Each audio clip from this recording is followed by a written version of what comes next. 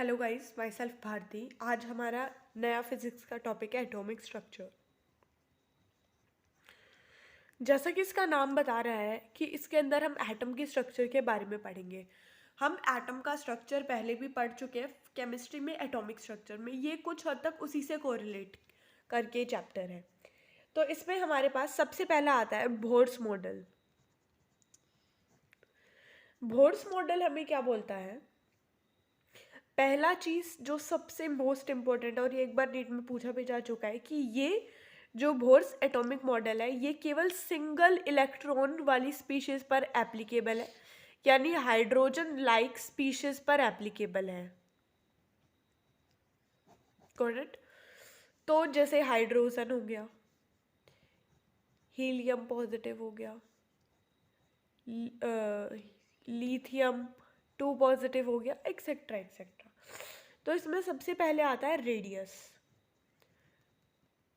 Of atomic orbital. उसकी value आती है 0.529 into 10⁻⁻10 into n square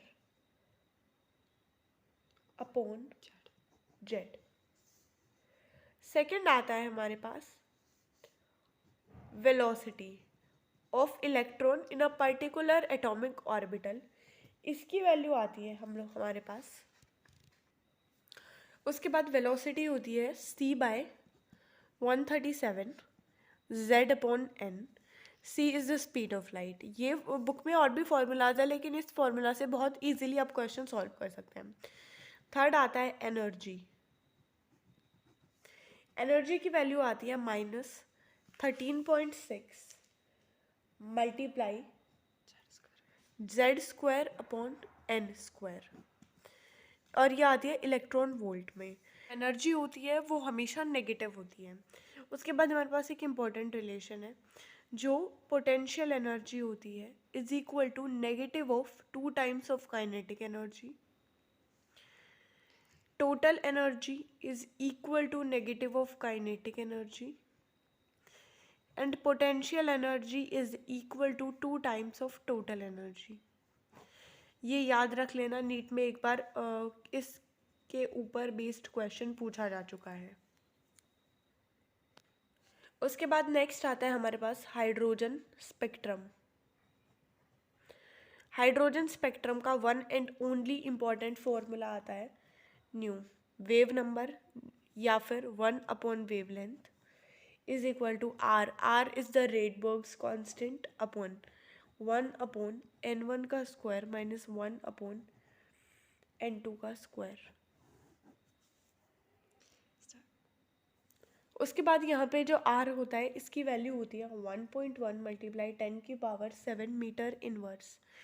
hydrogen spectrum का सबसे इंपॉर्टेंट फॉर्मूला यही है, wave number is equal to 1 upon wavelength is equal to R, that is Rydberg's constant, जिसकी value 1.1 multiply 10⁻⁷ metre inverse होती है, into 1 upon n1 square minus 1 upon n2 square. अब हमें याद रखनी है, ये बहुत इंपॉर्टेंट टेबल है। हमारे पास कुछ सीरीज आती है, कौन कौन सी? Lyman, Balmer, Paschen, Brackett and Pfund. जो लाइमन होती है ये होती है यूवी के अंदर, ये तीनों होती हैं, सॉरी, और बाल्मर होती है विजिबल के अंदर, और ये तीनों होती हैं इंफ्रारेड के अंदर। लाइमन, बाल्मर, पास्चन, ब्रैकेट, फीवन, ये होती है अल्ट्रावायलेट में, ये होती है विजिबल में, और ये तीनों होती है इंफ्रारेड के अंदर। अब जो n2 की वैल्यू होती है वो आगे कुछ भी हो सकती है, लेकिन n1 की वैल्यू होगी लाइमन के अंदर वो 1 होगी, बाल्मर के अंदर 2 होगी, पास्चन में 3 होगी, ब्रैकेट में 4 होगी, और पी फंड में 5 होगी।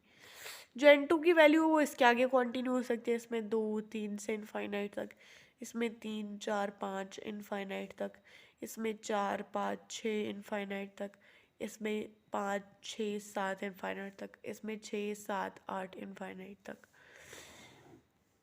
ये वैल्यू कुछ भी हो सकती है, इसको मैं क्वेश्चन के फॉर्म में इजीली समझेंगे। लेकिन हमें कहीं पर बोला जाए कि हमें फर्स्ट लाइन निकालनी है, उसके बाद अगर हमें किसी भी उसका फर्स्ट मेंबर पूछा जाए सीरीज का, तो n1 की वैल्यू तो इनके अकॉर्डिंग आ जाएगी, लेकिन जो n2 की वैल्यू होगी वो होगी n1+1।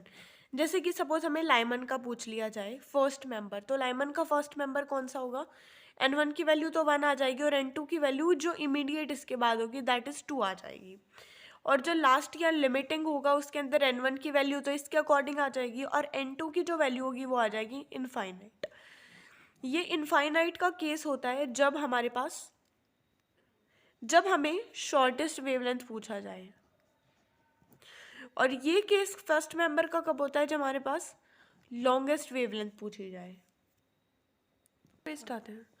उसके बाद हमारे पास नीट 2016 में क्वेश्चन पूछा गया था, आर की वैल्यू है गिवन 10⁻7 मीटर इनवर्स, हमें बाल्मर सीरीज का लास्ट लाइन निकालना है। बाल्मर सीरीज विजिबल में होती है, जिसकी n1 की वैल्यू होती है 2, जो कि हमने पीछे देखा। अगर लास्ट लाइन पूछा जाए तो n2 की वैल्यू हो जाएगी हमारे पास इनफाइनाइट। तो अब हम सिंपल फॉर्मूला लगा देंगे, म्यू बार यानी wave number upon 1 upon wavelength is equal to r into 1 upon n1 square minus 1 upon n2 का स्क्वायर, मल्टीप्लाई में यहाँ पे z स्क्वायर होता है, लेकिन क्योंकि ये हाइड्रोजन का स्पेक्ट्रम है तो यहाँ पे 1 आ जाएगा। Nu bar is equal to 1 upon lambda is equal to R की वैल्यू हमें गिवन है 10⁻7 इंटू 1/4, ये 1 अपॉन इनफाइनाइट 0 हो जाएगा, मीटर इनवर्स।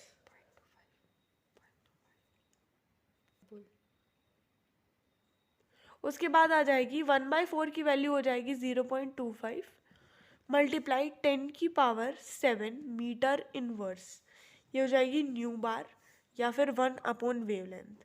इसी क्वेश्चन में आपको घुमा के वेवलेंथ भी पूछ सकता है, जिसकी वैल्यू हो जाएगी 4 × 10⁻7 मीटर। सो इस तरीके से आप क्वेश्चन सोल्व कर सकते हैं, और that's all about this chapter. ये बहुत इजी है, सारी फॉर्मूला बेस्ड है, इसमें बस 2 ही चीज़ें इंपॉर्टेंट है, एक तो बोर्स इफेक्ट, दूसरा हाइड्रोजन स्पेक्ट्रम। अगर आपको हमारी वीडियोस हेल्पफुल लगती है तो please like share and subscribe the channel, और नोटिफिकेशंस के लिए बेल आइकन क्लिक करें। और हमने अपने बायोलॉजी के सारे चैप्टर्स के NCERT बेस्ड क्वेश्चंस अपने टेलीग्राम चैनल पर अपलोड कर दिए।